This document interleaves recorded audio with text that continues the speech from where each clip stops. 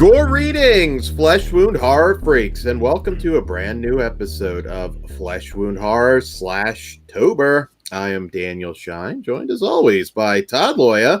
What's up? Pugs Dread. Namaste. And Mike Kruger.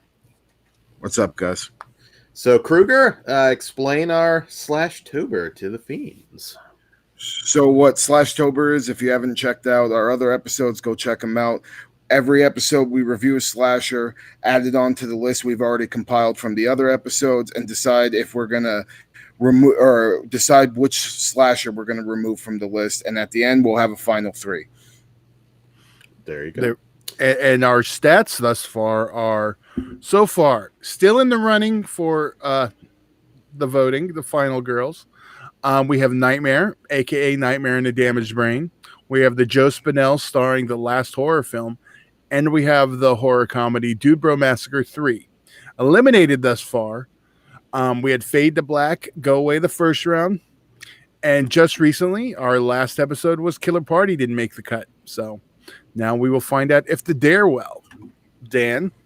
Absolutely. All right, so we'll get right into it. This is a new film from director Giles Alderson, and he also co-wrote it.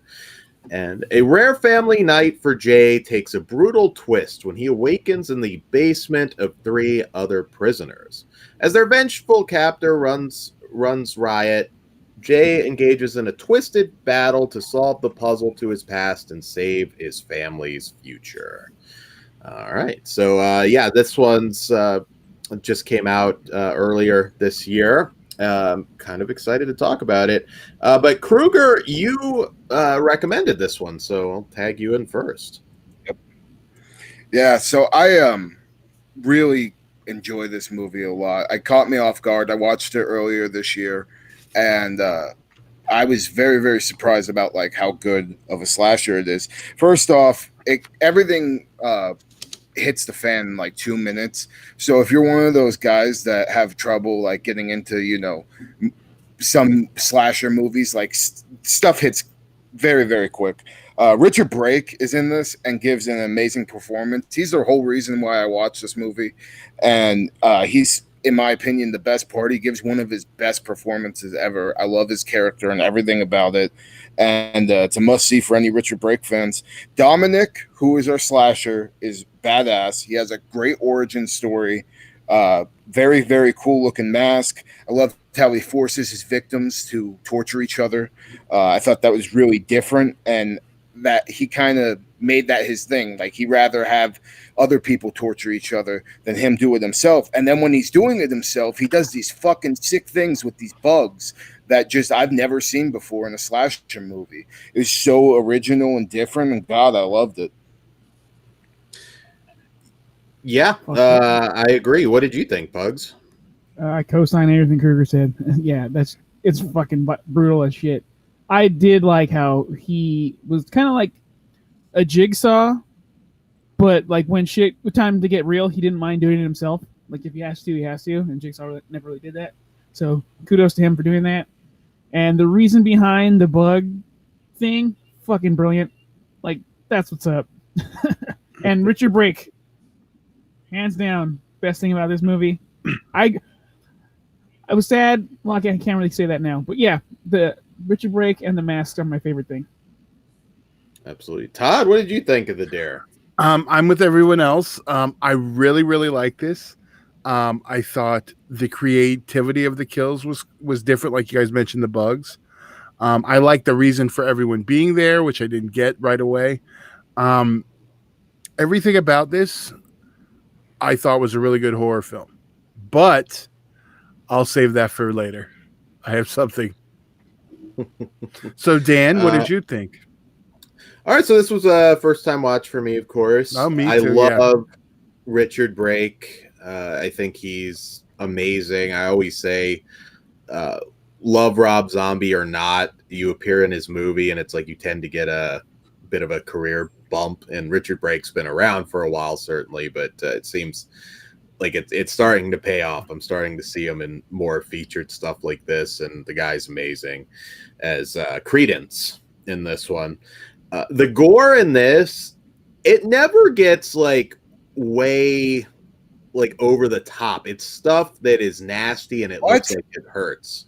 Well, by over the top, I mean you're not, not like Hatchet over the top. It hurts. It's ugly. It's nasty, and it gets a visceral reaction. It's a realistic, it's a realistic gore versus. I know what Dan's saying with over the top. It's not just like blood splatter. Yeah. It's not like people getting cut in half. Yeah, because you don't watch Hatchet like that would hurt. Like this, you can connect with the pain. I probably wouldn't go out that way with the real serial killer, but this crazy son of a bitch, I can see that shit happening to me. And I just wanted to wear your hat to torture you. You couldn't pull it off. One thing that can still get me is good eye-related stuff, and that's dude, yeah, we get some sick shit. We got to talk about it in spoilers because I have a bunch of shit to talk about. Eye-related, we'll get eye-related stuff's up there with pasta-related stuff to Dan. Shut up, Todd. So this, it all works really well. The backstory, I mean, you've kind of seen it before, but I still think they create a pretty unique killer here. And a couple spoiler comments I'll make when we get there, but yeah, this is a serious-minded. The one thing I wanted to talk about too is that like the production value on this movie is really good. It felt like a higher budget movie than it probably really was. Like I thought it was shot really well, and the production value was surprising. Yeah, it doesn't come off as just a direct to VOD cheapy at all. Which, I hope people don't overlook it because it's very easy to do that with this one, with the art and everything. Like it's something I probably would have watched eventually, but it would have been easy to overlook it. The art is my biggest problem. Like it's not eye grabbing. It looks like a lot of other kind of generic stuff. Business as usual. Yeah, I agree. But I wish it had a better piece of art. But either way, just overlook that. It's worth watching. How old is this movie again? It came out in 2019 was when it was so finished. It's still finding its audience then. Yeah. Okay. It is, and this is one you have to spread the word. I've been kind of loud on telling everybody about it because it's one of those like direct-to-video releases that didn't have like a Blu-ray or anything like that. I think it's just getting like a DVD in like the UK, but that's it. So it's not really, distributed that well. Yeah, so hopefully we're doing our part. Yeah, absolutely. Yeah, don't overlook this one, guys. It's a ton of fun, and the acting is top notch. So check it out. Let's rate this bitch. Let's rate it. Well, Kruger, go for it. I think there's no surprise there. My first time watching it around, I was a 4 out of 5, but this time I loved it even more the second time around. So I'm a 4.5. Okay. What say you, Pugs? I'm going 5. It is definitely worth everyone's time. It's brutal. I am a 4.5 also. I really enjoyed this one. I am a 4.5. So there we go. Okay, now it's time to eliminate and get back down to our 3 final girls. So here are our options. We have Nightmare, The Last Horror Film, Dude Bro Massacre 3, and The Dare. Dan, which do you eliminate? Dude Bro Party Massacre 3. Dan just wants to get rid of that one. All right. Well, I'm gonna have I'm gonna have the controversial one, and I think The Dare needs to be eliminated.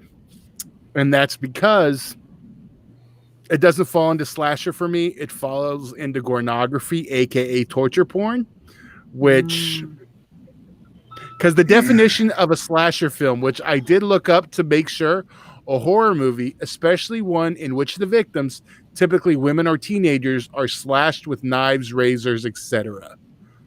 So by that definition, I had to pull it. I'm sorry. I will counter argue with the chase at the end. I get that, but I understand where you're coming from. But same reason I got rid of Killer Party.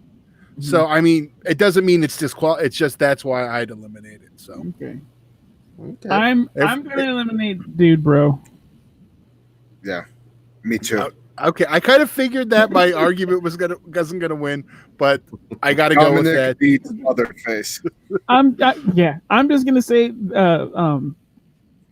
there's no possession in this one, so that would it's more straightforward than the last one, so that's the reason why I'm choosing it. Oh, I'm not saying there's anything wrong with it. I mean, I know where you're coming from. I just wanted to be like, because that was a good one.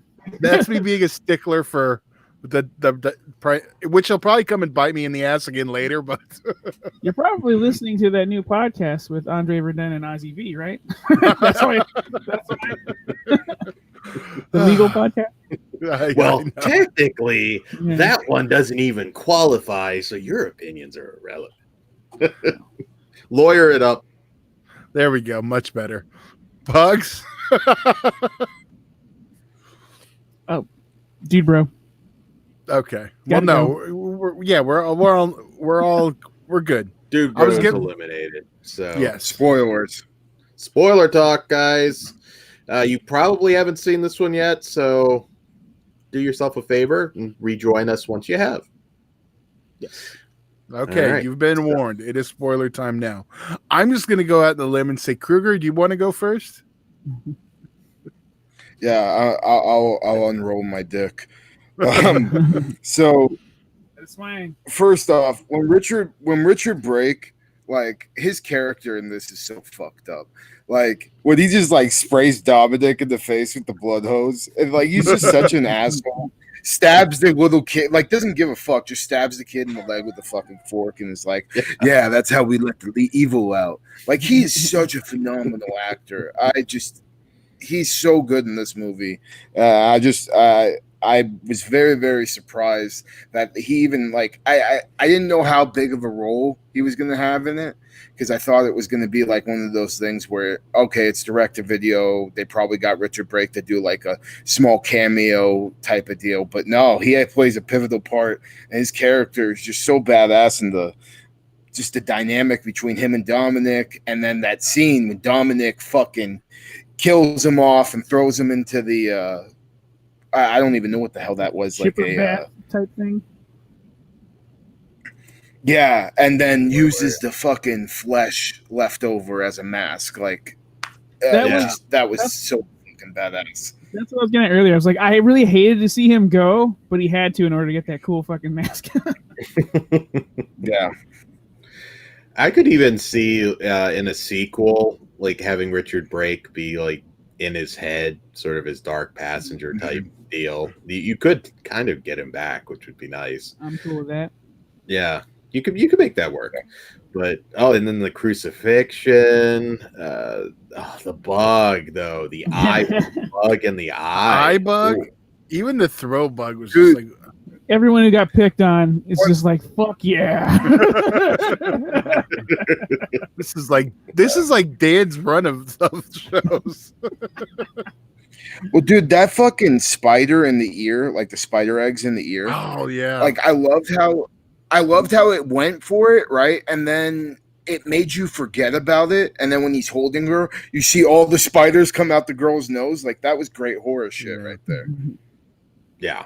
Yeah. Did you guys have any like logical issues at all with them not remembering each other, which was something somebody had brought up? I run into people all the time, or when I used to leave the house, that would know me from high school. I have no idea who they were. Yeah. So I totally buy you hung out with. Yeah. All the time. Yeah. And they were young enough to where they could forget easily. That, and also their childhood seems a little bit traumatic, so I'm gonna block that shit out anyway. Oh yeah, and I could also answer that too by like I moved, so there's people I probably maybe even hung out with for an entire year and wouldn't know now. So yeah, so I was okay with that, but I know that was something that was brought up. I didn't have an issue with it at all. So yeah,